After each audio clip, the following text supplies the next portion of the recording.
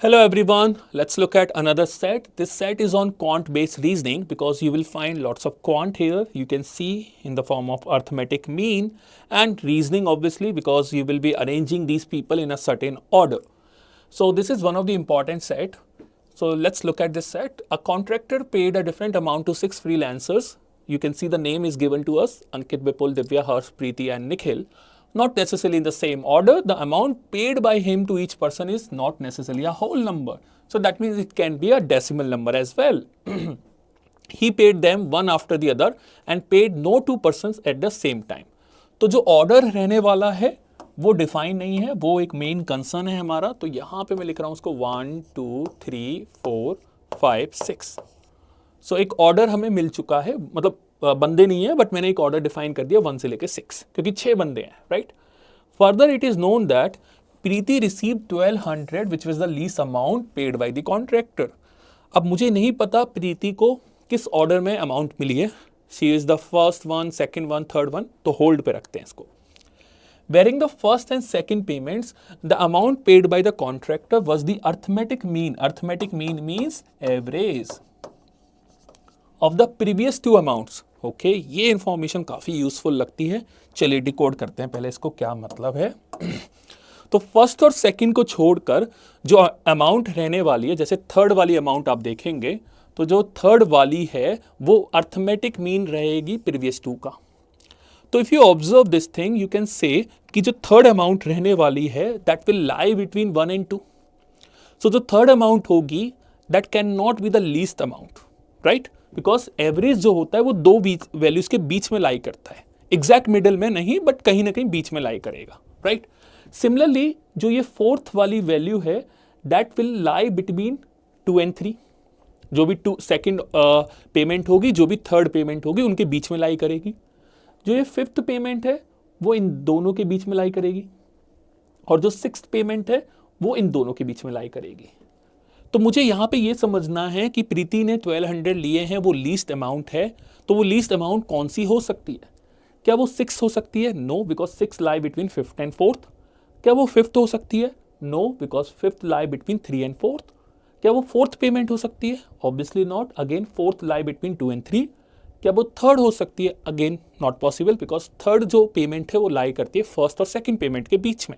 So that means जो प्रीति है उसका या तो फर्स्ट पेमेंट होगा या सेकंड पेमेंट, बिकॉज उसके बारे में हम कुछ नहीं बोल सकते. तो इसका मतलब यहाँ से मुझे ये समझ में आ रहा है कि प्रीति फर्स्ट भी ले सकती है, प्रीति सेकंड भी ले सकती है, ठीक है. उसी तरह से मैं आपसे हाईएस्ट की बात करूँगा. क्या सिक्स्थ अमाउंट हाईएस्ट हो सकती है? नो, बिकॉज 6 लाई करेगी 4 और 5 के बीच में. क्या फिफ्थ अमाउंट हाईएस्ट हो सकती है? Again no. क्या फोर्थ अमाउंट हाईएस्ट हो सकती है? Again not possible because middle value है, कहीं बीच में कहीं लाई करेगी. इसी तरह से थर्ड भी नहीं हो सकती. तो we can decode one thing कि जो फर्स्ट एंड सेकंड पेमेंट होने वाली हैं वो हाईएस्ट और लोएस्ट होंगी. किस ऑर्डर में होंगी वो फाइंड करेंगे, बट इतना समझ में आ चुका है, ठीक है. तो फर्स्ट या तो हाईएस्ट होगी या लोएस्ट, ये फर्स्ट लोएस्ट होगी, ये हाईएस्ट, ठीक है. प्रीति है लोएस्ट वाली, तो प्रीति को मैंने यहां फिक्स कर दिया. नाउ प्रीति के रिस्पेक्ट में कोई इंफॉर्मेशन गिवन है, देखते हैं. He paid at least 2 of the freelancers, बाद में बात करेंगे. Nikhil received his payment before Bipul and Harsh. इसके बारे में कोई इंफॉर्मेशन नहीं है. या हेयर इज प्रीति, ठीक है. So Preeti and Divya who did not receive the highest payment. So Divya को हाईएस्ट पेमेंट नहीं मिली है, fine. Receive their payment consecutively, ठीक है. सो अगर प्रीति यहां पे तो दिव्या यहां पे आएगी, ठीक है. तो पहले इस वाले केस के लिए बात करते हैं. तो इसके अकॉर्डिंग दिव्या को हाईएस्ट पेमेंट मिलने वाली है but Divya did not receive the highest payment. So that means this case is not possible. ये वाला केस फेल हो चुका है बिकॉज ऑफ दिस केस. सो दिव्या क्या यहां पे आ सकती है? Again no. सो दिव्या कहां पे आने वाली है? यहां पे. तो इसको हम एलिमिनेट कर देते हैं और यहां से मुझे काफ़ी सारी इंफॉर्मेशन मिल चुकी है. वो है कि सेकंड वाली पेमेंट मिली है प्रीति को एंड थर्ड वाली पेमेंट मिली है दिव्या को. और प्रीति को पेमेंट मिलती है 1200 और ये हाईएस्ट पेमेंट है. जिसको भी मिली है अभी नहीं पता, ये ऐसे लिख देते हैं हाईएस्ट पेमेंट है, ठीक है. दिव्या को क्या पेमेंट मिली है वो भी मेंशन नहीं है, फाइन, ठीक है. So we have decoded 2 persons and 1 amount. Next, he paid at least 2 of the freelancers an amount more than 2200. अभी कोई इसको यूज़ नहीं कर सकते, होल्ड पे रखेंगे. इसको यूज़ कर चुका हूँ मैं, इसको यूज़ कर चुका हूँ. Nikhil received his payment before Bipul and Harsh. Harsh है राइट.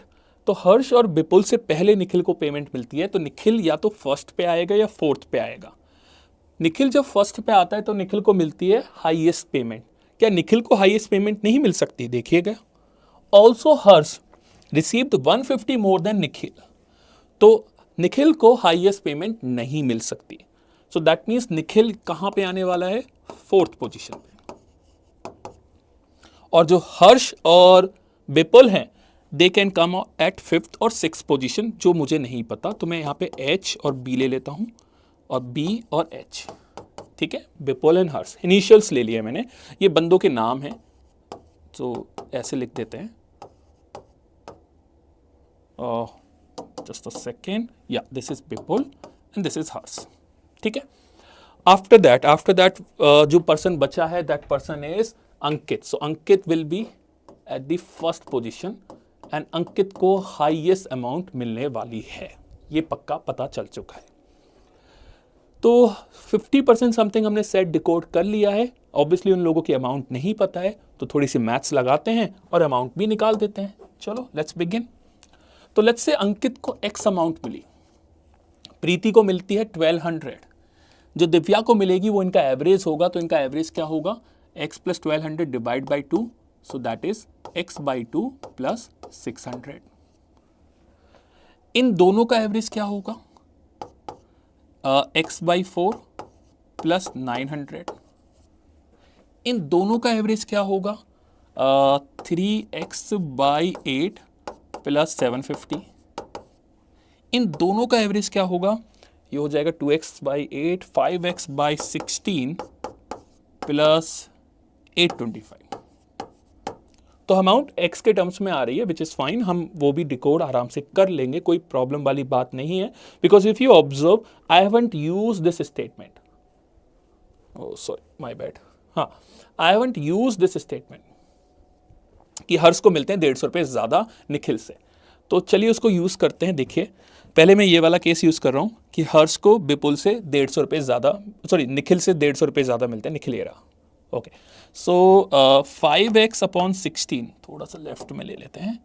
5x अपॉन 16 प्लस 825 हर्ष और निखिल ये रहा, minus x by 4 minus 900 is equal to 150.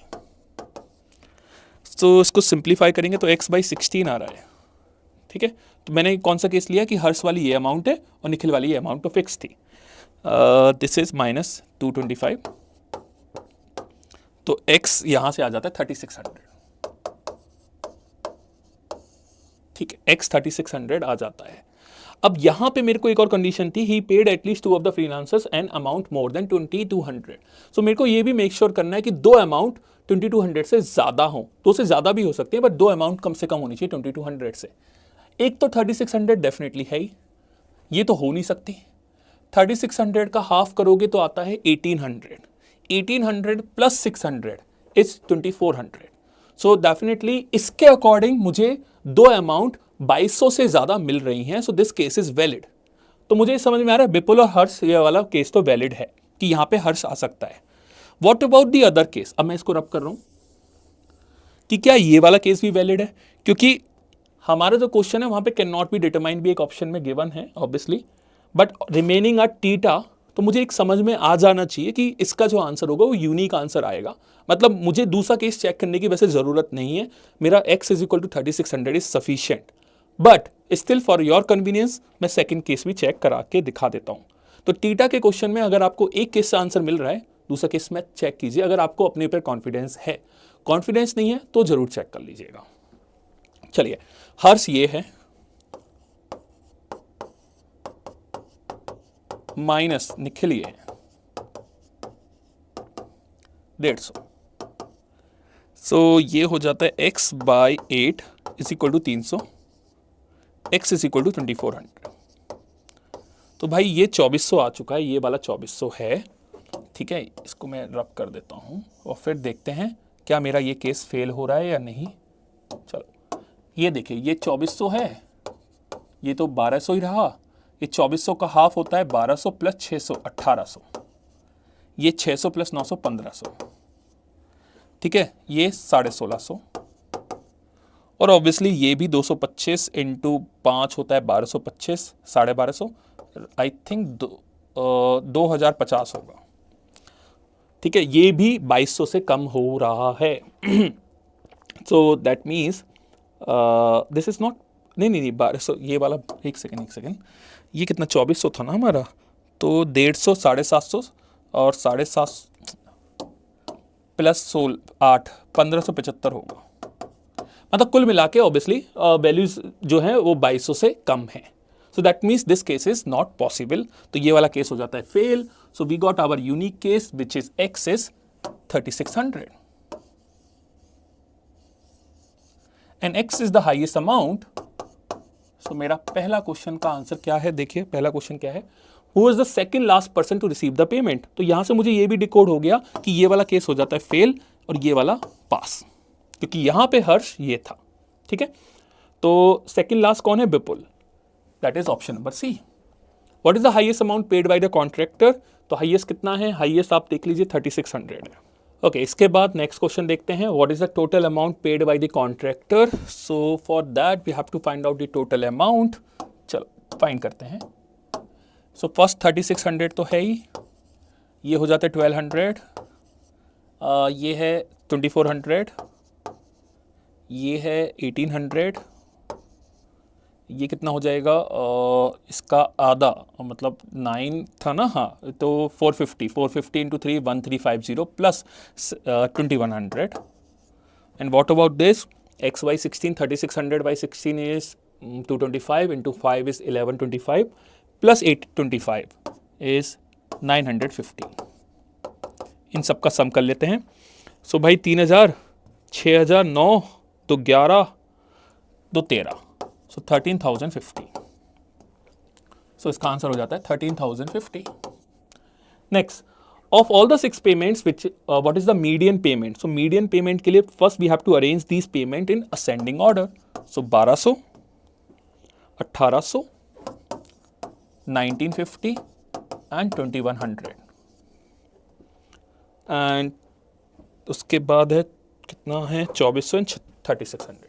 So you have to find out the median payment. Median payment obviously कहाँ मिलेगी आपको, मिडिल टू पे, बिकॉज ऑब्जर्वेशंस इवन में है। अगर ऑब्जर्वेशंस ऑड में होती हैं तो मीडियन मिडिल वैल्यू होती है, बट ऑब्जर्वेशंस अगर इवन नंबर हैं तो मिडिल वैल्यू, जो मिडिल टू वैल्यूज है उनका एवरेज लिया जाता है।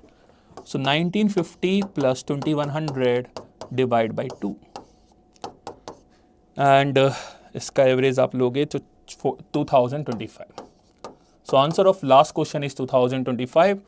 देखते हैं आप में से कितने लोग इसको रिलेट कर पाते हैं।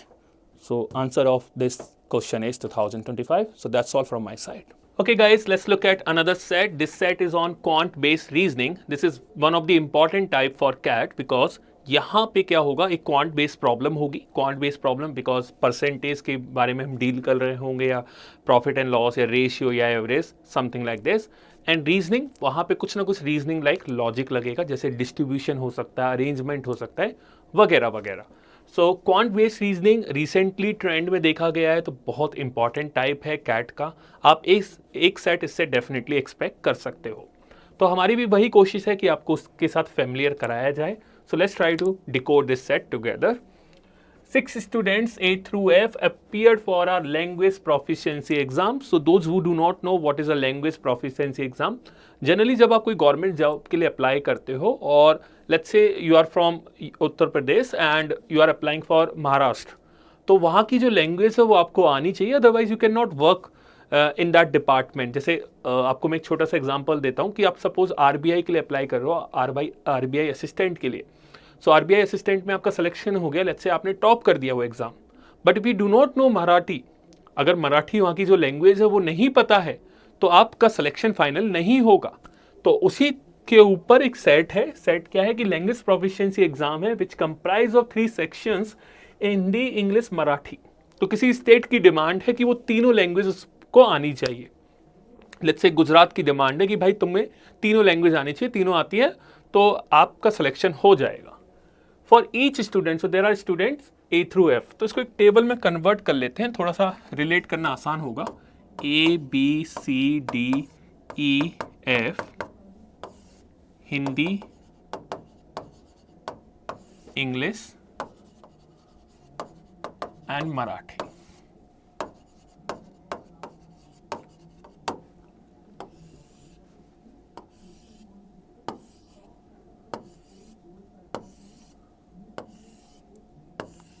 ठीक है।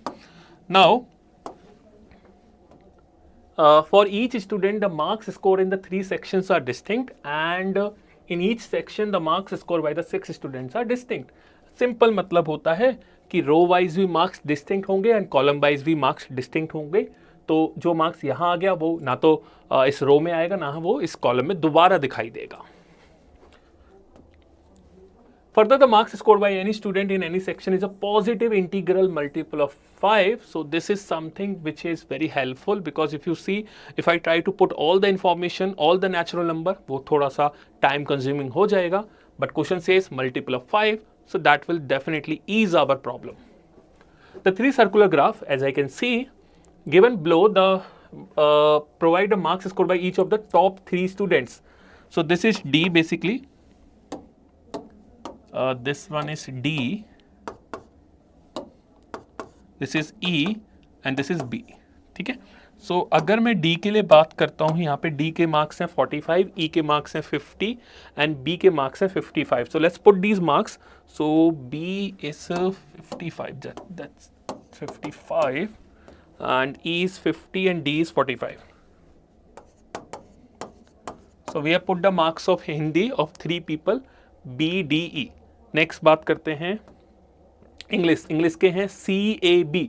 सो A के 55 हैं, B के 35 हैं. A के 55 हैं, B के 35 हैं एंड C के 40 हैं. Similarly we can put the marks of Marathi. So Marathi वालों के हो जाते हैं D, E, F. सो D के 70 हैं, E के 80 थे एंड F के 60 हैं. So I am carefully putting all the data because आपके सामने तो डेटा सामने विजिबल होगा बट मुझे थोड़ा वापस जाना पड़ रहा है तो कोई सिली मिस्टेक भी पूरा सेट खराब कर सकती है. So you have to be very careful while putting all the information. थोड़ा जल्दबाजी यहाँ पे हानिकारक हो सकता है. It's dangerous to be fast while putting the values. थोड़ा सा आराम से करिए क्योंकि छोटी सी मिस्टेक प्रॉब्लम क्रिएट करेगी. नेक्स्ट, सो जो इन्फॉर्मेशन गिवन थी वो पुट कर चुके हैं. उसके बाद देखिए उसके बाद की कहानी क्या है.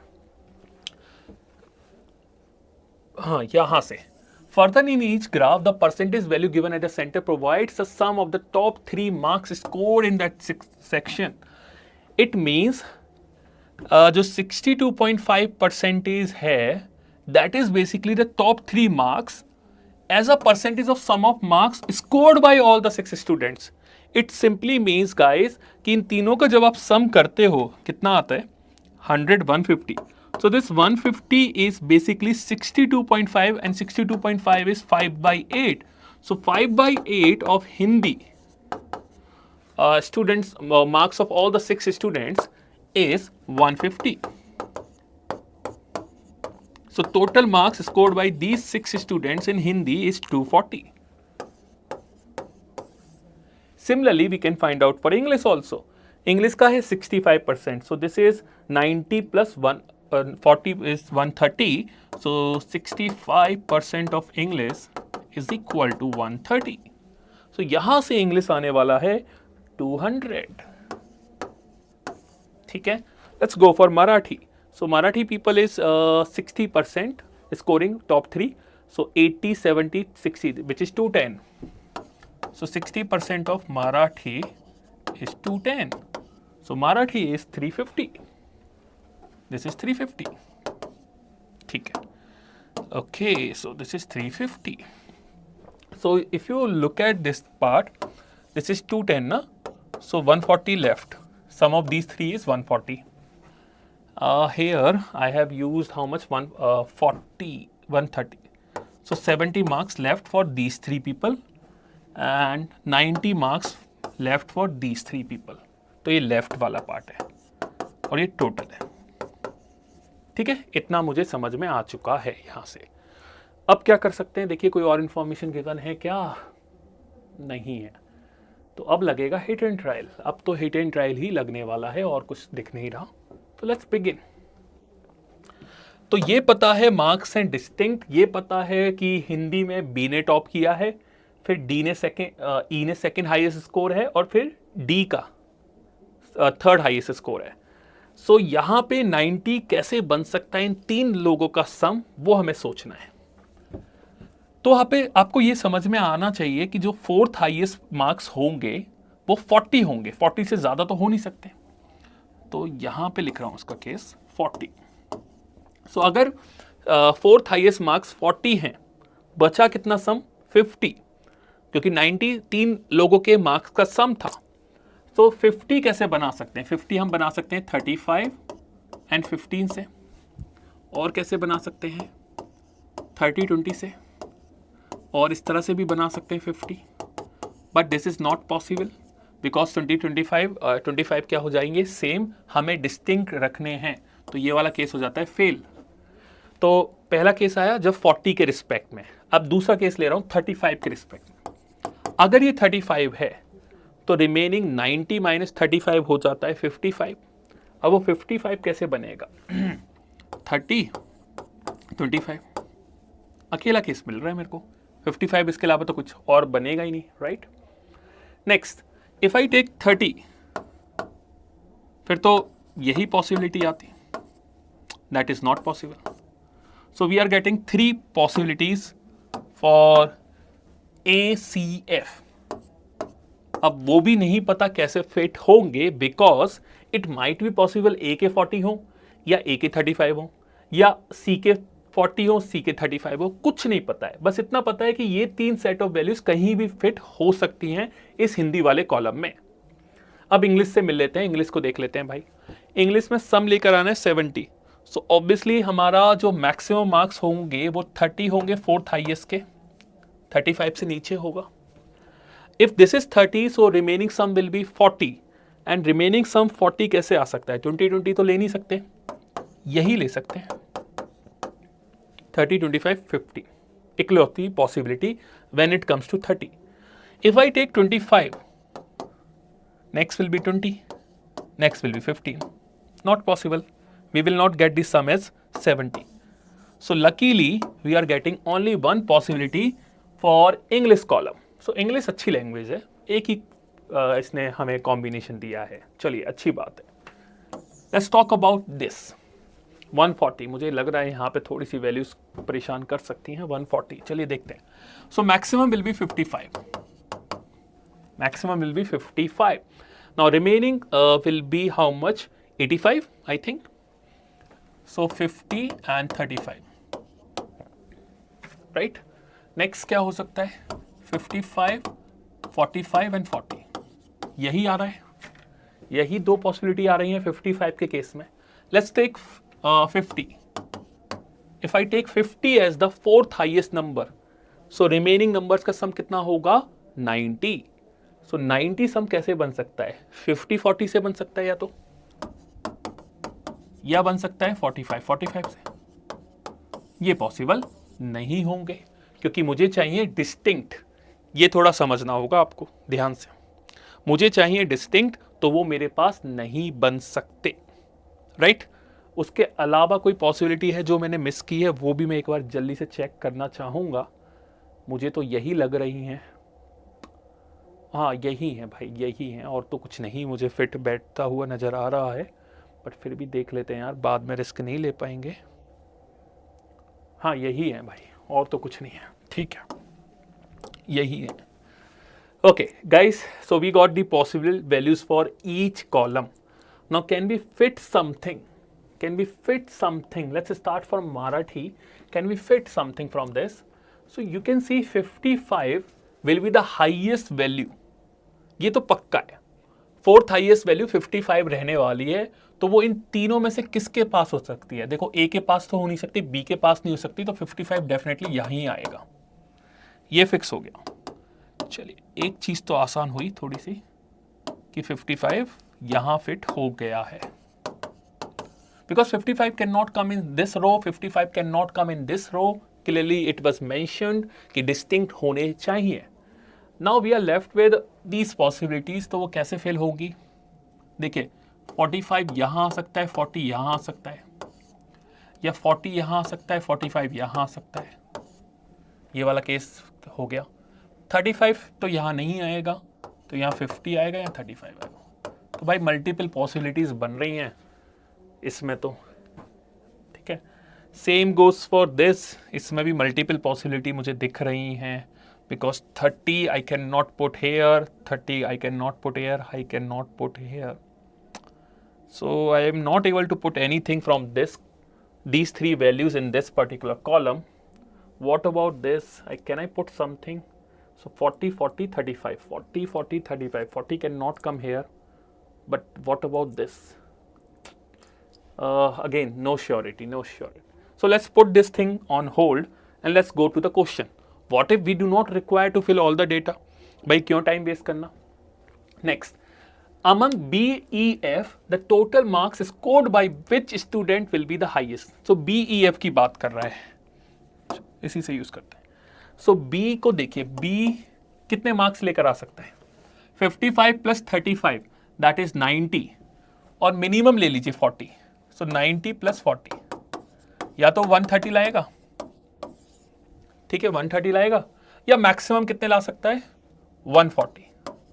भाई अगर 50 मार्क्स आ जाते हैं तो 55 प्लस 35 इज 90 प्लस 50 140. तो बी के मार्क्स 130 और 140 के रेंज में ही लाई करेंगे, उससे ना तो ज्यादा हो सकते ना उससे कम हो सकते.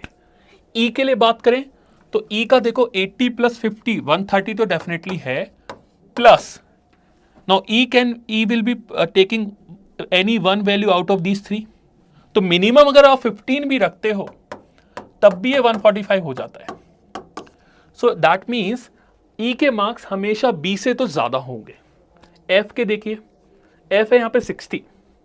अगर मैं इसको मैक्सिमम 30 भी देता हूं, 60 plus 30, let's say if I give 30 to this, what about F here? Even if I put the maximum value which is 40, still the marks of F will be 130. ठीक है. So no matter what, E के marks तो हमेशा highest होंगे among B E F. So that's why answer is E. Next, how many marks did C score in Marathi? Can we find out this? या we have already found this. See 55. चलिए ये तो मिलेगा आसान.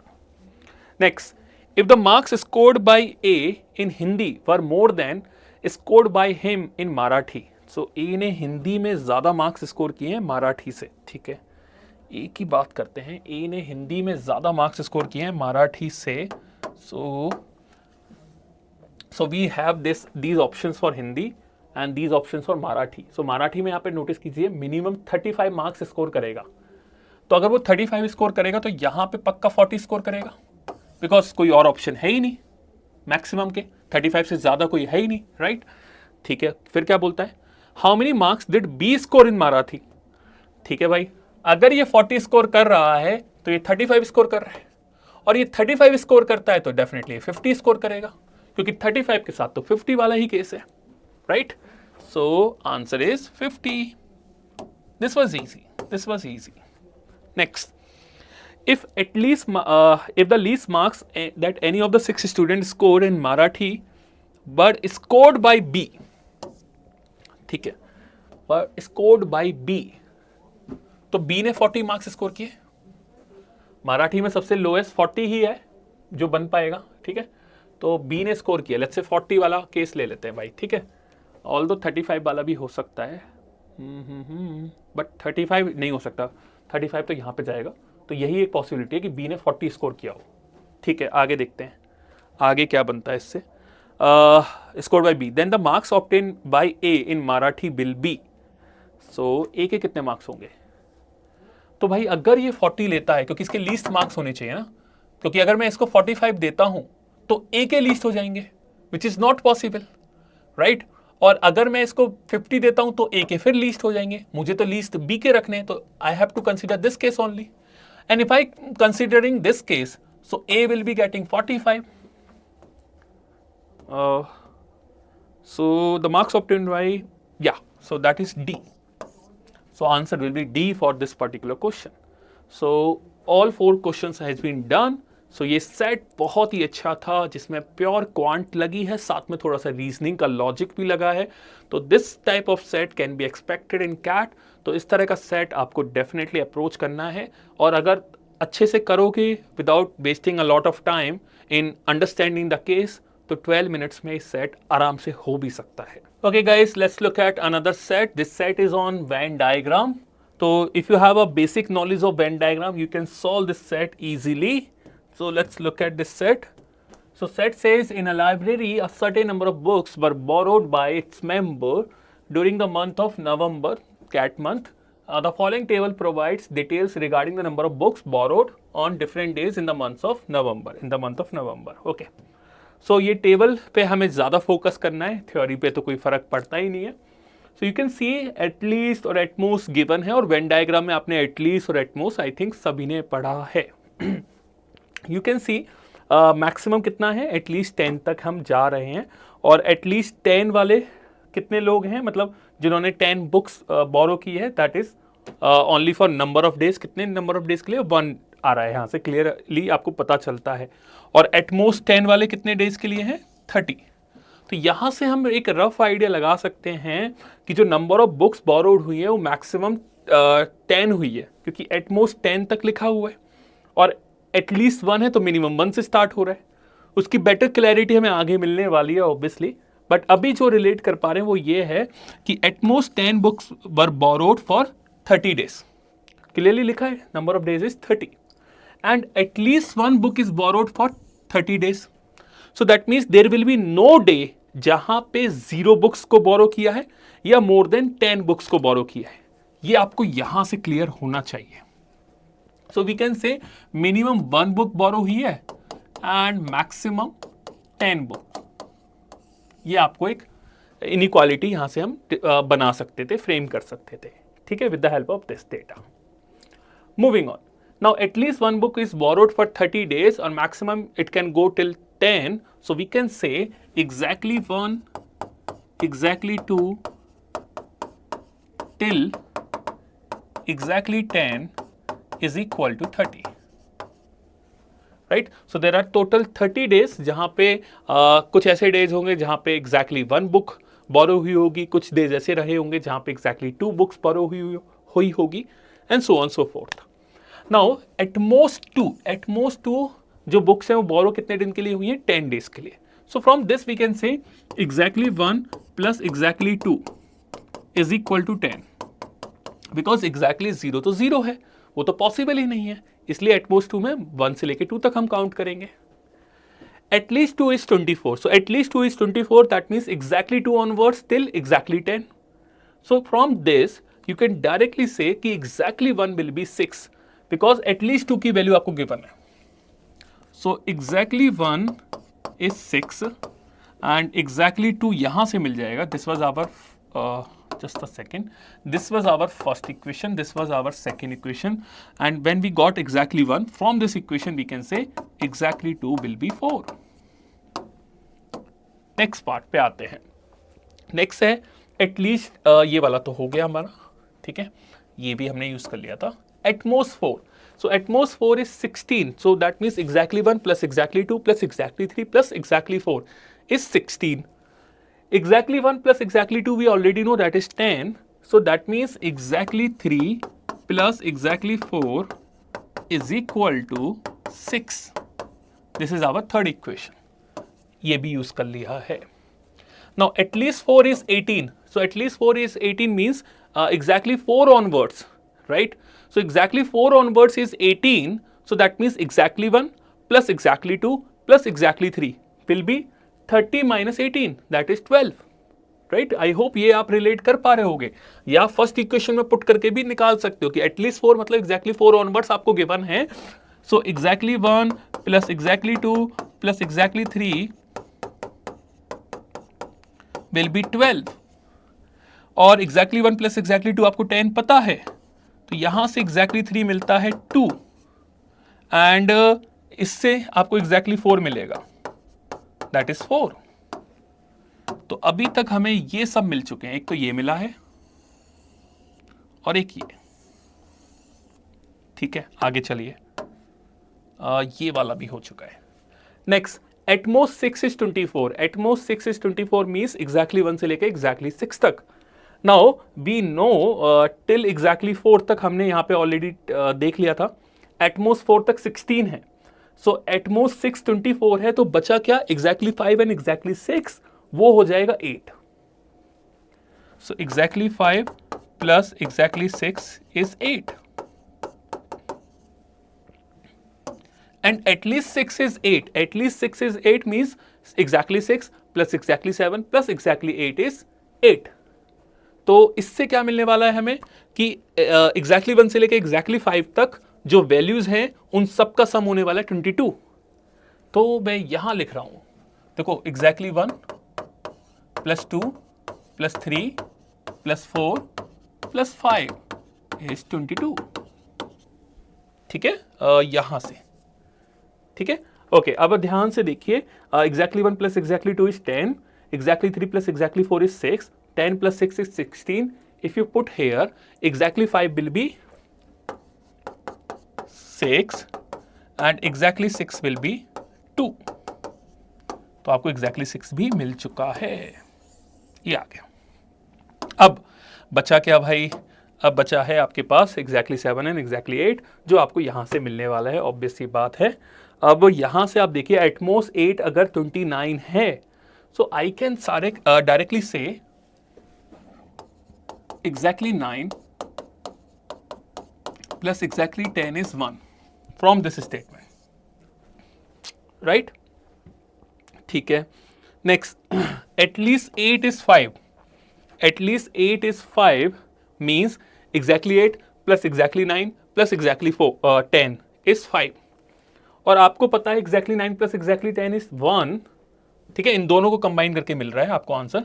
आपको डायरेक्टली वैल्यू मिलने वाली है एग्जैक्टली 8 की, क्योंकि 9 और 10 की वैल्यू 1 है, तो एग्जैक्टली 8 की वैल्यू हो जाएगी 4। यहां लिख देते हैं, सो एग्जैक्टली 8 इज 4। ठीक है, we have taken care this also. Now at most 10 is 30। ठीक है, at least 10 is 1। At least 10 is 1 means exactly 10 is 1, तो ये 1 हो रहा है, तो दैट मीन्स एग्जैक्टली 9 इज 0। ठीक है, तो इसको भी मैं बंद कर देता हूं यहां से, वाइट से।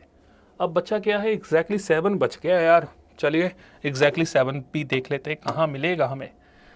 एटलीस्ट 6 में यहाँ मिल जाएगा। एटलीस्ट 6 का कहीं नहीं किया था क्या, नहीं किया था, ओके कोई नहीं। एटलीस्ट 6 का मतलब है 6 प्लस 7 प्लस 8, इसको मैं क्लियर कर देता हूँ, यहाँ से देख लेते हैं। एटलीस्ट 6 में 6 plus 7 plus 8 plus 9 plus 10 is 8। आपको 6 की वैल्यू पता है, 2 है, 2 4 6 प्लस 1 7, तो एग्जैक्टली 7 क्या होगा, 1 होगा, क्योंकि एग्जैक्टली यहां से देखोगे आप, एटलीस्ट 6 मतलब exactly 6 plus exactly 7 plus exactly 8 plus exactly 9 and plus exactly 10, total 8 होना चाहिए। And we already know the value of exactly 6, 8 9 and 10, तो जो बचा होगा that will be exactly 7 which is 1। तो हमारे पास हर चीज की वैल्यू यहां पर आ चुकी है। Now we can directly answer the questions. एक बार आप देख लीजिएगा, इसको मैच कर लेना, मेन है इसकी वैल्यूज निकालना। एक बार आपने वैल्यूज निकाल ली तो क्वेश्चन बड़ा आसान है। चलिए let's begin with the first question. On how many days during the month of November were exactly 7 books borrowed. अगर आप ध्यान से देखो तो एग्जैक्टली 7 सबसे लास्ट में निकला है। ठीक है, तो कितने दिन के लिए, 1 डे के लिए। Next, if each book was borrowed was written on the same day, find an amount of ₹5 was charged, ठीक है, as the rental charge for each book borrowed, find what is the total rental charge earned by the library in the month of November। देखते हैं total charge कैसे निकालें। Okay, उसके लिए देखिए exactly 1 is borrowed for 6 days, तो 1 book is borrowed for 6 days, तो 6 हो गया। ठीक है, टोटल 6 दिन के लिए रखा है ना यहाँ पे, सॉरी 6 दिन के लिए रखा है ना यप, ठीक है। नेक्स्ट, उसके बाद है एग्जैक्टली मतलब 2 books were borrowed for 8 days. 2 books were borrowed for 8 days means 4 days means total 8. Plus, next 3 books were borrowed for 2 days, so 3 into 2 6. Plus 4 into 4 16. Plus 6 into 5 30. Plus 6 into 2 12. Plus 8 into 4 32. And 10 into 1 and 7 into 1. और 9 के लिए 0 था, ठीक है। अब इसका सम करके हमें 5 से मल्टीप्लाई करना होगा, तो कर लेते हैं सम। 17 to 19, this will be 49 to 51, 61, 91, 91 and 6 97, 107, 113, so 127. Or 5 rupees were charged, so 127 into 5, this will be 635. So second question का आंसर हो जाता है 635. नेक्स्ट क्वेश्चन पर आते हैं, third. If during the month of November the number of days on which n books were borrowed, ठीक है, was dn, fine, on dn, ठीक है। What is the value of n for which dn is the lowest? तो हमें dn निकालना है, dn है number of days, ठीक है, वो लोएस्ट होना चाहिए। नंबर ऑफ डेज लोएस्ट किस केस में थे? तो मुझे याद है 9 के केस में सबसे कम थे, 9 के केस में 0 थे ना, सो 9 आंसर है। That's it. Next पे आते हैं। How many of the following statements are true regarding the number of books borrowed during the month of November? The number of days on which exactly 3 books were borrowed is greater than the number of days on which exactly 5 books were borrowed. तो 3 5 से ज्यादा होना चाहिए, 3 5 से ज्यादा नहीं है, ये फेल हो गया।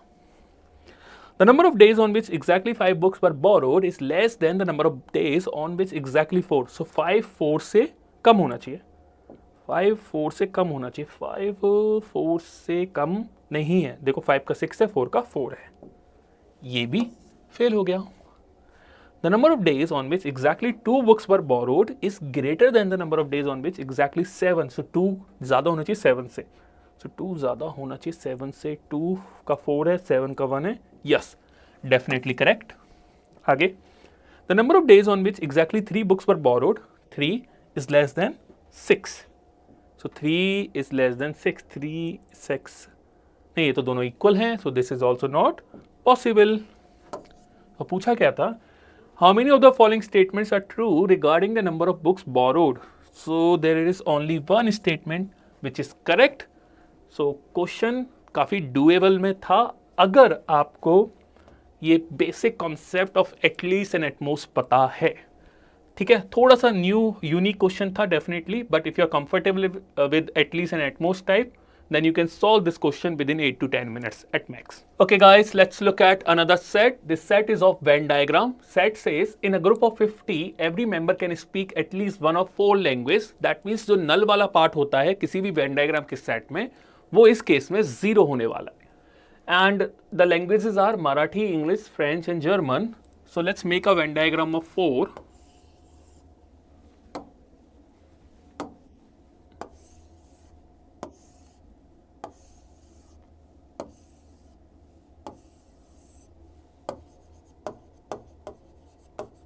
So Marathi, English, French and German. So as you can see there are 15 unknowns as of now which we have to fill. So ये वाला डेटा तो हमने पूरा यूज कर लिया है। We know total students are, total members are 50.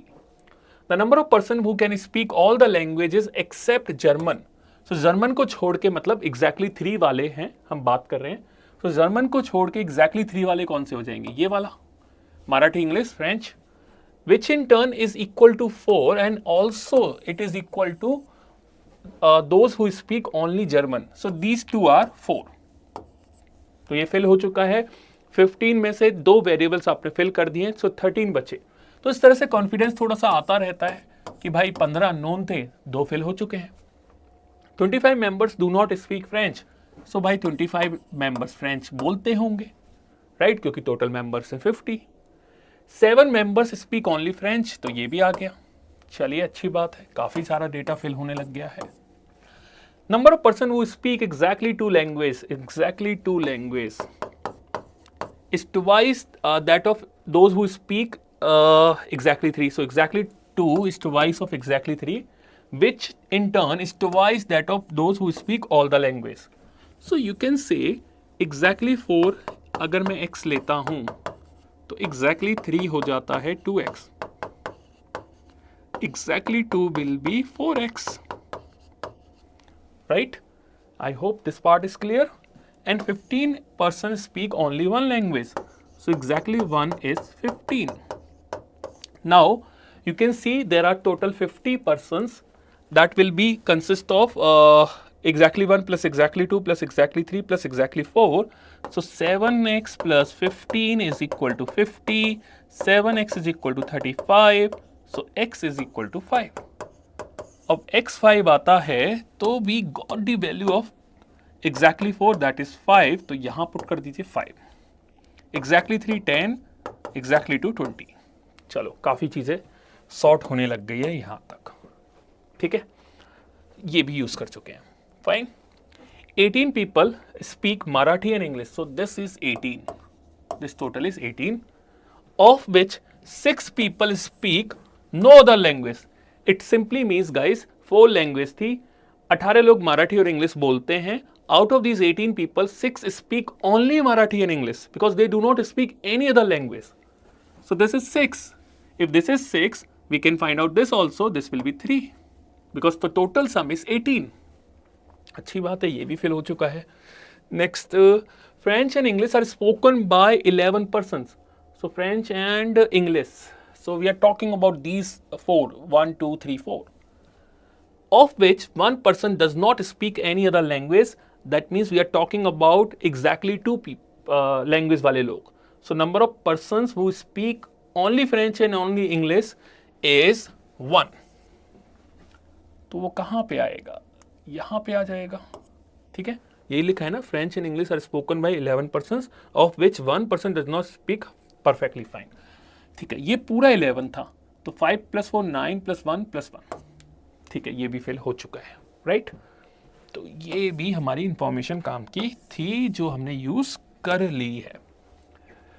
उसके बाद एक और चीज देखिए, नोटिस कीजिए, 10 है वो एग्जैक्टली 3 को रिप्रेजेंट करता है. सो 4 + 1 5 + 3 8 + 2 10. ये भी फिल हो चुका है. इसका काम खत्म, इसका भी काम खत्म, ये बचा है अभी. ठीक है, एग्जैक्टली 2 है, उसको कहाँ पुट कर सकते हैं, बहुत सारे अननोन है, अभी तो नहीं कुछ छेड़ सकते. इस पे आगे चलिए, आगे देखते हैं guys. The number of person who speak German and Marathi is 13. So German and Marathi is 13. German and Marathi is 13. That means this. सो 5 + 3 8 + 2 10 + 3. ठीक है. Of which the number of person who do not speak any other language, of which the number of person who do not speak any other language, that means we are talking about number of person who speak only Marathi and German. So Marathi and German, only Marathi and German वाले कितने बंदे हैं? 3. ठीक है, is same as those who speak only French and German. अच्छा, मेरे को लगा है यार फ्रेंच तो मैंने ऑलरेडी पुट कर दिया है. सो ये है 3. चलिए, ये भी फिल हो चुका है. And the number of people who speak Marathi is 26. This is 26. ठीक है, तो क्या क्या फिल कर सकते हैं? देखो, पहले मेरे को ये जल्दी से दिखा 25 वाला, तो इसको फिल कर लीजिए. तो ये कितना हो गया? 7 8 11 7 18 19 23 2. ठीक है, इसके बाद इसको फिल कर लीजिए, इस वाले को. तो 10, ये तो 18 पूरा था ही. 18 7 25 1 26. ये भी कंप्लीटली फिल हो चुका है. ठीक है, उसके बाद और कुछ इन्फॉर्मेशन गिवन है क्या? Number of people who speak Marathi is 26. Fine. Can anything else we can use? Exactly 1 वाला देख लेते हैं. Exactly 1 वाले 15 थे ना, ये वाला यूज कर लो. Exactly 1 वाले 15 थे, तो 7 + 4 11 + 1 12 3 15. 15 ये भी हो गया. Exactly 2 वाला भी यूज कर लीजिए, 20 है. सो Exactly 2 वाले कौन कौन से रीजंस होंगे गाइस? एक ये है, एक ये है, एक ये है, या एक ये है और एक ये है. और एक ये है, ठीक है, या परफेक्ट। सो 6 + 2 8 + 1 9 + 3 12 + 3 15 और ये है 20, तो 5 हो गया, ठीक है। तो हमारा पूरा डेटा फिल हो चुका है। मैं फिर भी एक बार क्रॉस चेक कर लेता हूँ। 5 + 3 8 + 3 11 + 12 14 6 20, perfectly fine. Let's begin with the question. Question says how many persons speak only German and English? Only अच्छा, ये वाला सबसे लास्ट में निकाला है हमने इसी वजह से, ठीक है।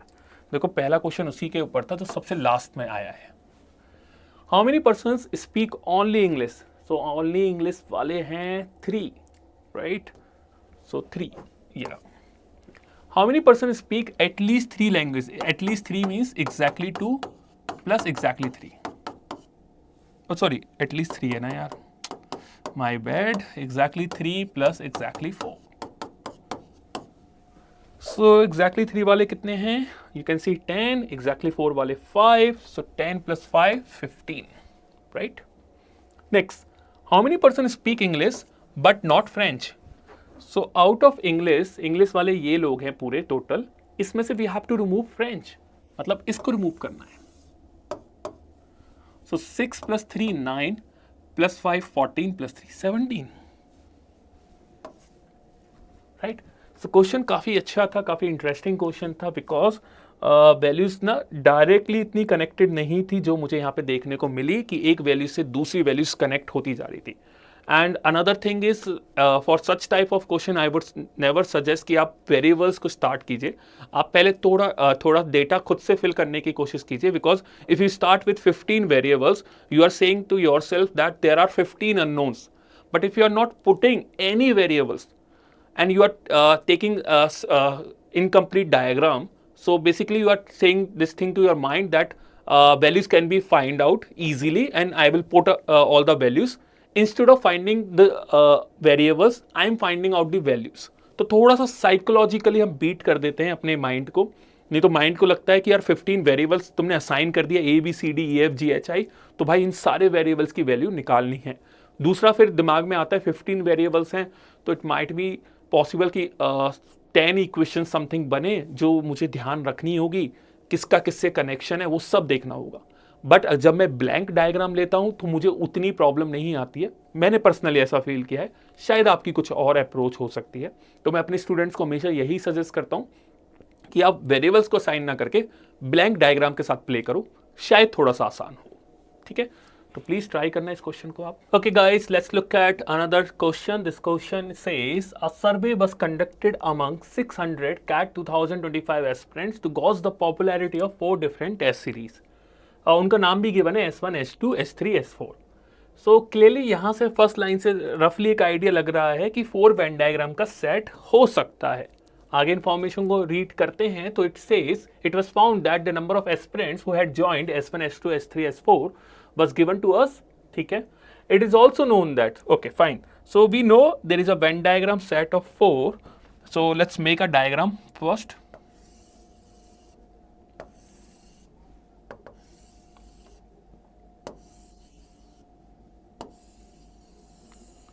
So this is S1, this is S2, this is S3 and this is S4. 209, 217,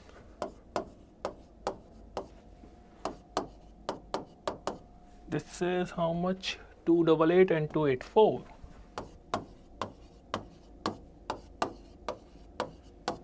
ठीक है, moving on. The number of aspirants who had joined S1, S2, S3 but not S4. तो that means exactly 3 की बात कर रहा है, right? And we know in Venn diagram of 4, these 4 regions represent exactly 3. This represent exactly 4, right? तो S1, S2, S3 but not S4 was equal to those who had joined S1, S2, S4. तो पहले S1, S2, S3 देख लेते हैं. So S1, S2, S3. So that means this region, right? So this region is equal to, let's say this is A. This equal to S1, S2, S4 but not S3. So S1, S2, S4, that means this. Because S3 को exclude करना है, right? So these two are equal. which in turn was 2 less than that of those who had joined all the 4 test series. So we can say that this will be A plus 2. Next, तो इस statement का काम हो चुका है, इसको ignore कर देते हैं. The number of aspirants who had joined only S1, only S2, only S3, only S4, वो भी given है हमें 30, 30, 80, 60. So 30, 30, just a second, yeah, 30, 30, 80, 60. Let me check. Yeah, perfectly fine. So we are done with this also. Now let's talk about the third statement, which says the number of aspirants who had joined exactly 3 of the 4 test series was 100. So exactly 3 वाले मतलब ये this. तो ये जो green वाले हैं dot वाले, इन सभी का सम 100 है, because there are 4 reasons which represent exactly 3 and sum of all these reasons is 100. Okay, तो इसका भी use somehow I have done because directly fit नहीं किया है अभी, वो बाद में फिट कर लेंगे क्योंकि अभी अननोन्स हो जाते हैं, इसलिए फिट नहीं किया है. बिकॉज यू कैन सी यहाँ पे बी, यहाँ पे सी, 2 अननोन्स, एक अननोन ऑलरेडी है, 2 और हो जाते, 3 अननोन्स हो जाते, तो फालतू का टाइम वेस्ट ही है. तो अभी के लिए होल्ड पे रखता हूँ. Sorry. The number of aspirants who had joined both S1 and S3, ठीक है, but neither S2 nor S4. So that means exactly 2 की बात हो रही है, और वो भी किसकी बात हो रही है, S1 and S3. So S1 and S3 but not S2 and S और S4, ठीक है. So S1 and S3 किधर मिलेगा, ये रहा, and was 5 less than those who had joined S1 and S4. Again exactly 2 की बात हो रही है. So my bad, that means इसकी, तो ये 5 लेस है, 5 लेस है किससे, S1 S3 से, ठीक है. ये वाला इससे 5 लेस है. तो इसको मैं अगर नाम दे देता हूं, let's say y, this is y plus 5, ठीक है. So we are done with this statement also. Next, the number of aspirants who had joined both S3 and S4 but not S2. S3 and S4, that means about this, right? Because S2 को ignore करना है. तो चलो अब variables का नाम दे ही देते हैं, बच ही नहीं रहा कुछ, तो इसको B दे देते हैं, इसको C दे देते हैं, ठीक है. तो आई can say 2A plus B plus C is equal to 100, और इसका नाम दे देते हैं D, ठीक है. अब क्वेश्चन ने ये बोला है कि number of aspirants who had joined both S3 and S4. So S3 and S4 that means this, and excluding S2. So that means we have to exclude this S2, right? So B plus D is equal to those who had joined S3 and S4 but not S1. So S3 and S4 but not S1. So that means I have to ignore this. So that is equal to C plus D. And D got cancelled out. So B and C are equal to each other. So B and C are equal to each other. I can replace this C by B, ठीक है. सो कोशिश क्या रहेगी मेरी कि जितने ज़्यादा variables कम होंगे उतना मेरे लिए ईजी है, उतना मेरा कॉन्फिडेंस इंक्रीज होता जाएगा while solving this set. Because you can see there are 15 unknowns, there are 15 variables. Although कुछ वेरिएबल्स की वैल्यू मिल चुकी है जैसे 60, 80, 30, but remaining you can say 11 unknowns हैं which we have to fill. Okay, moving on. One more thing we can do. This is irrelevant now. We can replace C by B, which is 100. So 2A plus 2B is equal to 100. So I can say A plus B is equal to 50. ठीक है जी. चलिए काफ़ी चीज़ें आसान हो रही हैं, ये भी हमने यूज़ कर लिया है. 6th पे आते हैं. The number of aspirants who had joined both S1 and S2 was 96. S1 and S2 was 96. So S1 and S2 96. This entire, इसके बारे में कुछ पता नहीं है, होल्ड पे रखते हैं भाई, कुछ काम का नहीं है अभी. And that of those who had joined both S1 and S2 but neither S3 nor S4. That means exactly 2, which is 28. अब कुछ काम की चीज़ें मिल रही हैं मुझे. So this is 28 and This entire set, मतलब sum of these 4 reasons is 96. So you can say 3a plus 2 plus 28 is equal to 96. So 3a is equal to 66, a is equal to 22. Now if a is 22, that means this is 22, this is 24, my bad. This is 22, this is 22, okay?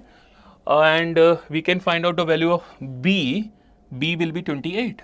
So this is 28, this is 28. तो भाई काफ़ी सारी information मिल चुकी है, वो थोड़ा confidence दे रहा है इस सेट को सॉल्व करने के लिए. Next, the number of aspirants who had joined both S3 and S4 but neither S1 nor S2 was 55. So that means exactly 2 की बात हो रही है S3 एंड S4 वाले की. That means this is 55. एक मिनट चेक कर लेता हूँ, या 55 ही था. परफेक्ट. चलिए अब रिमेनिंग को फाइंड करने की कोशिश करते हैं, देखते हैं कैसे फाइंड कर सकते हैं. You can see this is 209. 209 is sum of these 8 reasons. This already we know 96, right? 96 था ये 96 plus 28 will be 124 plus 30 plus 2y plus 5 is equal to 209. ठीक है, चलिए ऐड कर लेते हैं. सो ये हो जाता है 2y 209 minus 159. So 2y is equal to 50. So y is equal to 25. So आपको y की वैल्यू भी मिल चुकी है, that is 25. और ये हो जाता है 30. तो ये दो वेरिएबल्स ही हमें मिल चुके हैं. अब बचा क्या है, एक ये बचा है, एक ये बचा है. इसको इस तरह से इससे कंपेयर कर लेते हैं, इसको इससे कंपेयर कर लेते हैं. ये भी मिल जाएगा, ये भी मिल जाएगा. हमें 15 रीजन्स की हर वैल्यू मिल चुकी है हर रीज़न की, तो क्वेश्चन तो फिर आसान ही हो जाता है. तो जल्दी से इसको भी देख लेते हैं भाई, इसकी क्या वैल्यू होगी. This was given to us, I don't remember. Anyway, so 55, ये थोड़ा सा आसान नहीं हो सकता क्या? नहीं हो रहा, चलो ठीक है, कोई नहीं, ऐड करते हैं. सो 28 प्लस, क्योंकि मैं पूरा ये एंटायर ऐड कर रहा हूँ. सो 28 plus 22 is 50. 50 plus this will be also 50, मतलब 99, plus 28 is 127, plus 80 is 207, plus 25 is 207, 262, plus something is equal to 288. ये आ जाता है. ठीक है, अब यहाँ से हम जल्दी से अननोन की वैल्यू निकाल पाएंगे. मेरे हिसाब से मैंने कोई गलती तो नहीं की है, तो ये हो जाता है 62. सो 26. This is 26. ठीक है, तो यहाँ से हमें ये अननोन की वैल्यू मिल चुकी है. नेक्स्ट पार्ट पे आते हैं. इसी तरह से हम ये वाले रीजन की वैल्यू भी निकाल लेते हैं जल्दी से. तो इन सब का सम कर लेते हैं. 28 प्लस 22 50, 50 प्लस 30 80, 60, 140, 140 उसके बाद आ जाता है, ये हो जाता है 168 plus, I think we are done with this, we are not done with this. कितना था यार, दोबारा से कर लेते हैं. 50, 80, 140, 168 प्लस 24 प्लस 55, सो 597. ठीक है, 57 24, so 247 plus something is 284, so this is 37. चलिए हो गया. So we have decoded the entire regions. Now we can easily answer every question. Okay, let's begin with first question. First question says how many aspirants had joined exactly 2 of the 4 test series. So basically there are 6 reasons which represent exactly 2, and these reasons are 1, 2, 3, 4, 5 and not this one obviously, this one and this one, right? So all these are reasons which represent exactly 2. इन सब का सम कर लेते हैं जिन पे cross मैंने लगाया है. So 28 plus 25 is 53 plus 6 59, that means 79. 79 after this is 109 plus 37 plus 55. So 37 plus 55 is 92. So that means this will be 201. So this is 201. So we got the answer of first question, which is 201. Next, how many aspirants had joined both S3 and S4? So S3 and S4, that means we have to take the sum of all these four reasons. So जल्दी से add करते हैं. 28 plus 28 is 56, plus 24 is 80, plus 55 is 135. So this was pretty easy. Next, the number of aspirants who had not joined any of the 4 test series. So उसके लिए थोड़ी मेहनत करनी पड़ेगी, because there are 600 students, which I can see from here. There are 600 students and we have to find out this reason, outer reason, right? तो भाई पूरा सम करो और थोड़ी सी मेहनत करो. देखो भाई क्या कर सकते हैं. So this is 209, this plus this, ठीक है. So 209 plus 30 is 239. अच्छा ऐसा करते हैं, 209 को एज इट इज रहने देते हैं, प्लस 30 ये हो जाता है 56 plus 28, so 84, 791, 121 plus 140, 195. So this is 9615, 1, right. So 9212 and ये हो जाता है 214, 425. Just a second. अच्छा यहाँ कैरी भी तो थी यार. 525. So there are 600 students, out of which 525 students are present here. So हमें outer reason की वैल्यू निकालनी थी. So that will be 600 minus 525, that is 75. So we have solved 3 questions. I know this question is little bit calculation intensive because काफ़ी सारा addition करना पड़ रहा है. ऐसा लग रहा है कि पूरी ज़िंदगी का एडिशन एक ही क्वेश्चन में करवा दिया है. Hopefully 4th क्वेश्चन पे चलते हैं. If the price of S1, S2, S3, S4 are 4,000, 4,500, 3,800 and 6,000, what was the total amount in rupees spent by the aspirants who had joined exactly 3? Okay, लग रहा है यहाँ पे भी काफ़ी मेहनत करवाएगा. चलो देखो, इसको रब कर देते हैं. So total amount spent by the students, ठीक है. तो यहाँ पे नोटिस कीजिए, ये exactly 3 वाले ये रीजन है. मैं आपको रिप्रेजेंट करके दिखा देता हूँ. इससे ये है, ये है, ये है एंड ये है, ठीक है. तो यहाँ पे अगर आप पहला वाला ये देखोगे तो ये 22 स्टूडेंट्स हैं, those who have joined S1 as well as S2 as well as S3. So 22 into अब S1 का प्राइस कितना है? S1 का प्राइस है 4,000, S2 का प्राइस है 4,500, उसका प्राइस है 3,800. So 4,000, just a minute, 4,000 plus 4,500 plus a second 3,800. Okay, तो इस पूरे का मल्टीप्लाई करना है भाई. तो पहले इसका सम निकलेगा, मतलब ये वाला निकलेगा. उसके बाद सिमिलरली मुझे इसका निकालना होगा. तो 28 इंटू इसके लिए S1, this is S3 and S4. So S1 plus S3 plus S4 कितना हो गया? 4,000, 3,800 and 6,000. So 4,000 plus 3,800 into 6,000 plus 6,000. ठीक है, इसी तरह से इसका निकालना होगा. So 28 into ये हो जाएगा S2, S3, S4, S2, S3, S4. So 4,500, 3,800 and 6,000. ठीक है, and the last one is 22. So 22 into this is S1, S2 and S4. So S1, S2, S4. So ठीक है, 4,000 plus 4,500 plus 6,000. तो यहाँ पे आपसे पूछा गया था what was the total amount spent by the aspirants who joined exactly 3 test series.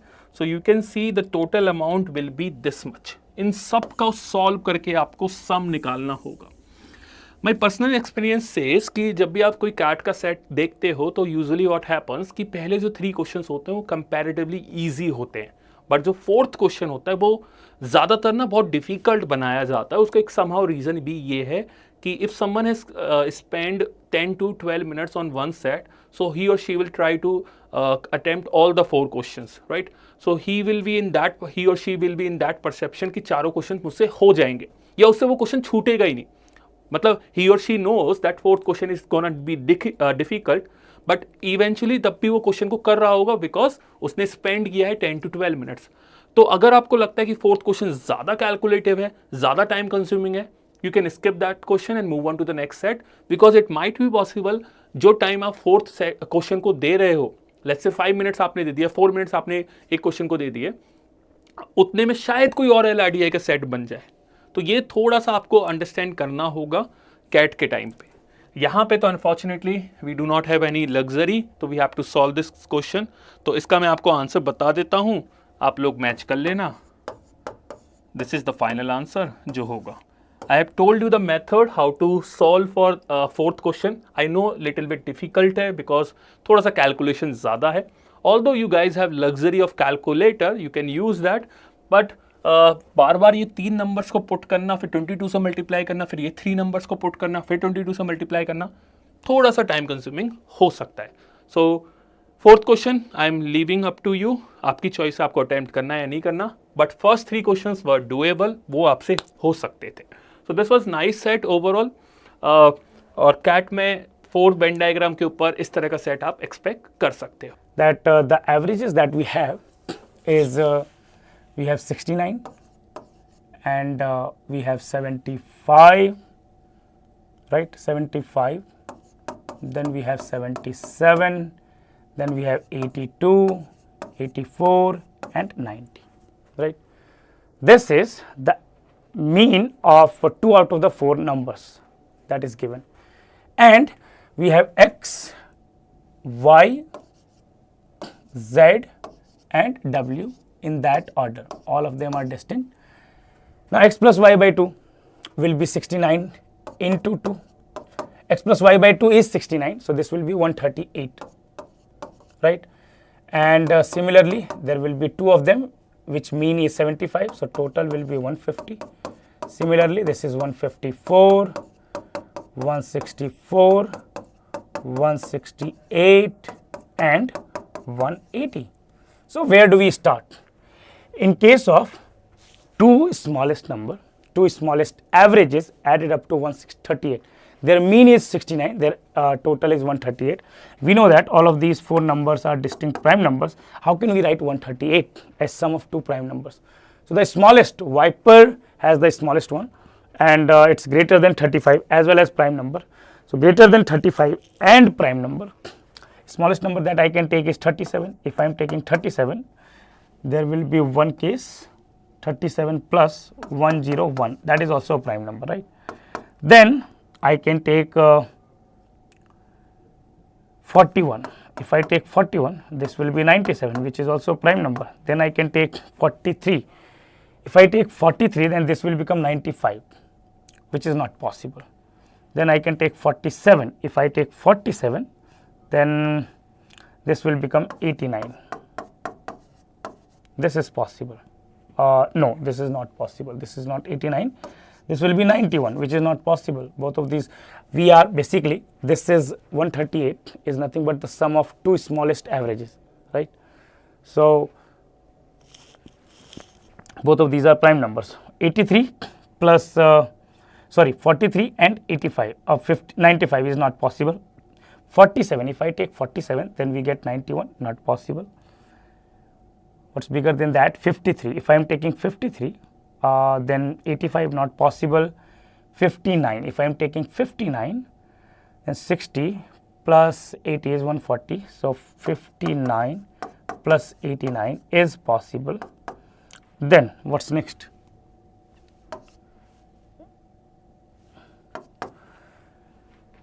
So one second, does it make sense?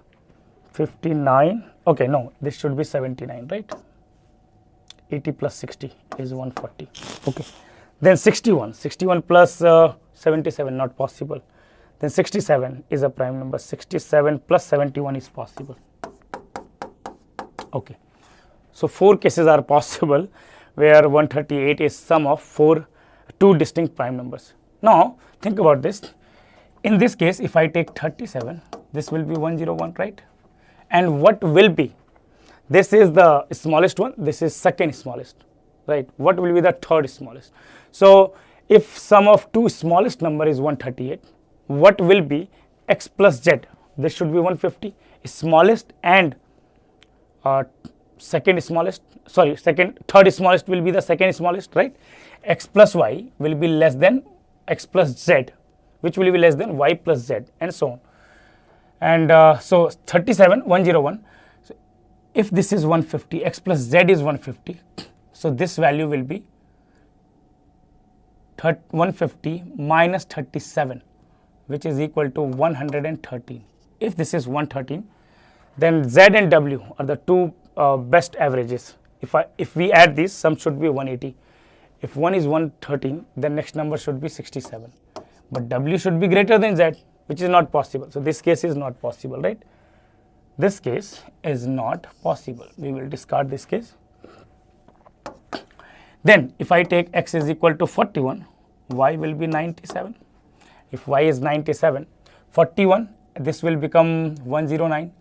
Once again, same problem. See, z plus w, this number is basically nothing but z plus w, and z is less than w. So z must be less than 90 and w must be greater than 90. Both of them are equal, 90, 90.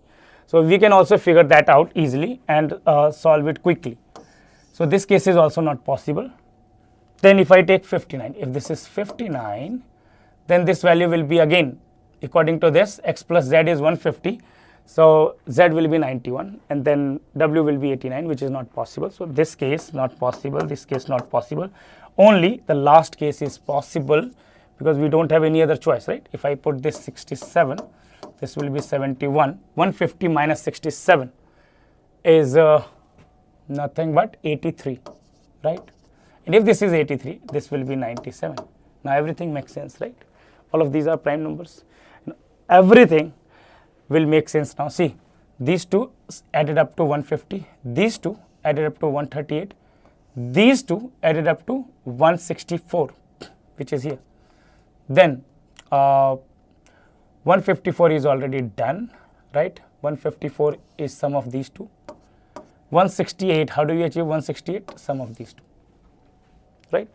So these are the values. Now 67 is the average for Vipers and who belongs to alpha team. So let's solve these questions. If it is known that Blade has the second highest average scores, which is 83, then how many total points did he score in that tournament? There were total 5 matches and second highest is 83. So total will be average into number of matches, which is equal to 450. Second one, what is the average score of Viper? We know that it's minimum and greater than 35 prime numbers, so it's 67.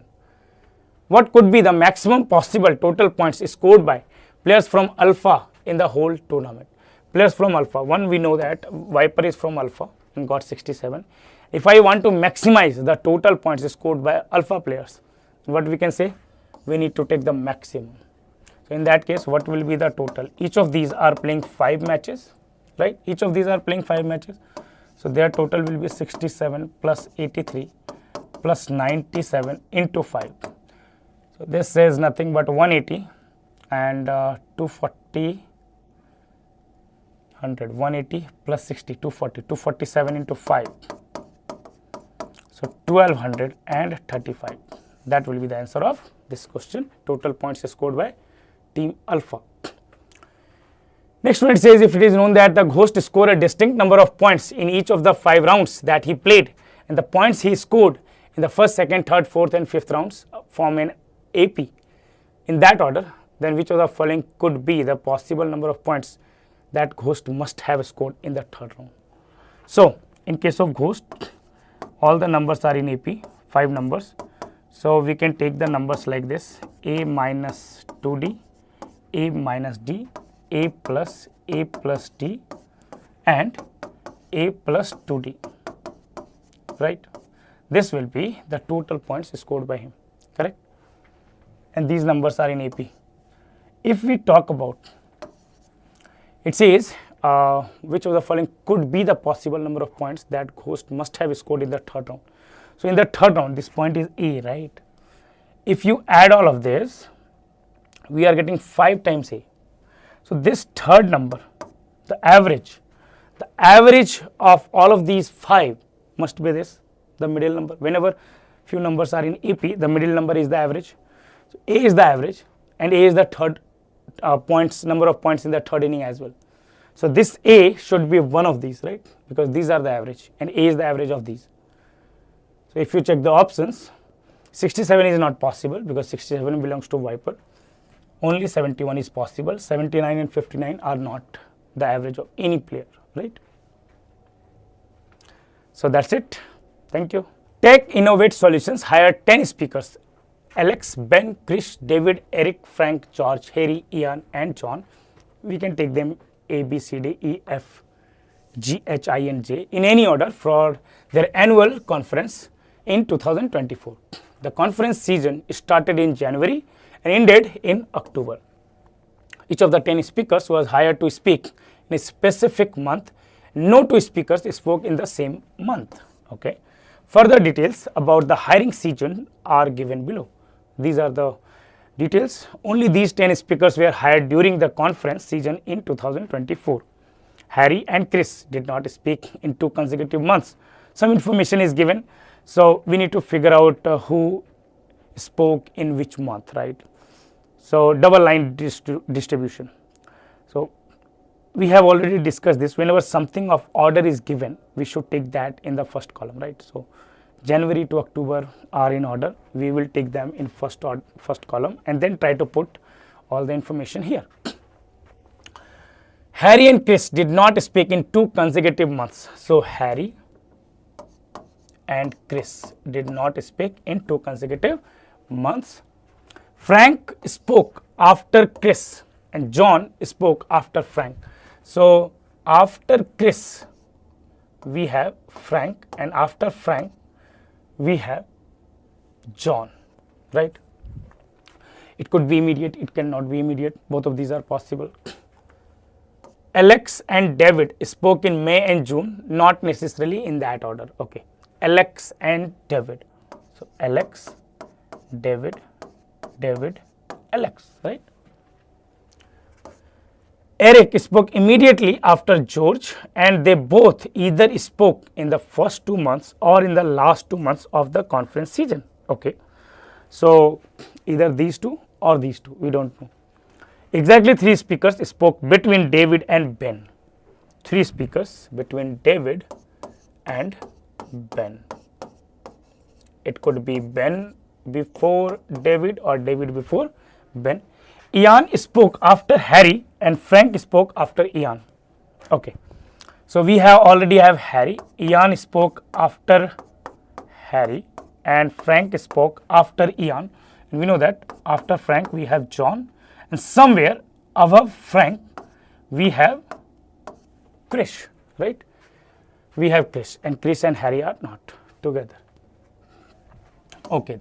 So basically we have order of these 5 people. J, F, I, H, and C is somewhere above F, right?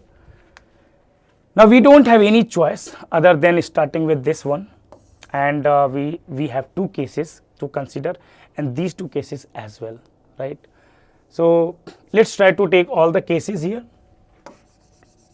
How many cases? So D, B, 3. So we must put the position of D as fixed here. So 4 different cases are possible. One case where we are taking G and E and G, right? E and G. E spoke immediately after George. So E is here, G is here, then again E is here, G is here, and with respective in May and June, A, D, T, A. Similarly, we can take G, E, G, E, and then once again we will have to consider both the cases here, D, A, D, right? All the 4 cases. This is what we want. 2 situations for G and E, 2 situations for A and D. So 4 different cases. Now let's move forward. What do we know? As soon as we put the position of D in the months, we can find B. So 3 gap, 1, 2, 3, not possible above 1, 2, 3, 1, 2, 3. So B will be here. In this case, 1, 2, 3. 3 persons spoke between D and B. All right. Here, 1, 2, 3. B will come here. 1, 2, 3. B will come here. Below it's not possible because it's taken by G and E. Now what else? See, we have these 5 people, and we have 5 positions left: March, April, July, August, and September in this one. And in every column, we have 5 months left. Can I say that it does not matter what happens, F and J will always be after H, I, and C, right? So in every case, in the last 2 months, whatever is left, we put F and J. So J, F, J here, F here, J here, F here, J here, F here, right? Now what are we left with? We are left with these 3, where we can put H, I, C. H and C are not in consecutive months. So if I put H here, I must put I here, I must put C here. If I put C here, I must put I here. I is not possible here, right?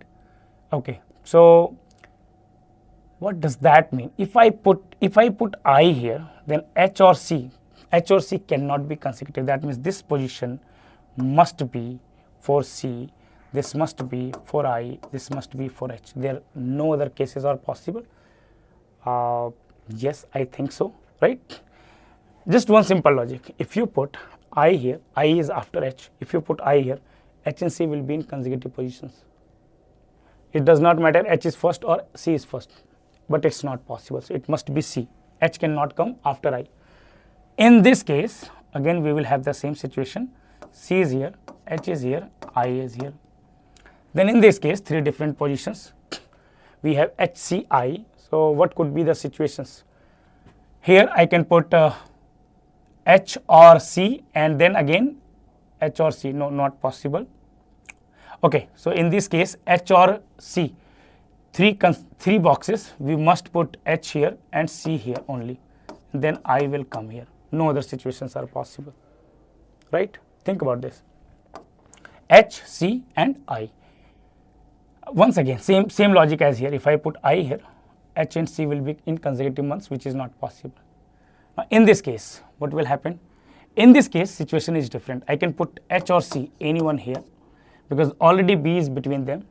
Then it will be C or H, and then it could be any of, okay, I can put I here as well, right? And then it will be I or C. Only H cannot come here. H, I, C is possible. H, C, I is possible. C, H, I is possible, right? So any of these 3 can be in March month. Any of these 2 could be in January. Any of these 2 could be in April. Okay, so these cases are possible, and on the basis of this, we should be able to solve the questions, right? Let's check this out. If Harry was hired in January, that is possible only in this case. Then for how many speakers can we uniquely determine their speaking months? So Harry is here, C is not here, but still it will be ICCI, right? We cannot figure this out. So out of 10, only for 8 of the speakers we can determine their exact month of speaking. Which of the following statements is or must be true? Which of the following statements must be true? Ian was hired in April. In April, it could be I or C. Not definitely true. Chris was hired in April. Chris was hired in April. Again, definitely not true. It could be true. If I is here, it could be I or C, right? Here in April. Ian was hired in April. Chris was hired in April. We know that any of the statement alone is not always true, but either this one or this one is true. Either I or C spoke in April. So answer is option C, either 1 or 2. Next question, what can be best concluded about the speaker who was hired in March? It was I, H or C, right? It was Chris, possibility. It was Harry, possibility. It was Ian, cannot be nuclear determinant. Option D, any of these three is possible. Which of the following statements is definitely false? Definitely false. John was hired in August. It's possible, not definitely false, right? It could be geograph. John joined in July. John joined in July. That is definitely false. John never joined or never spoke in July. Second statement means option B, only 2.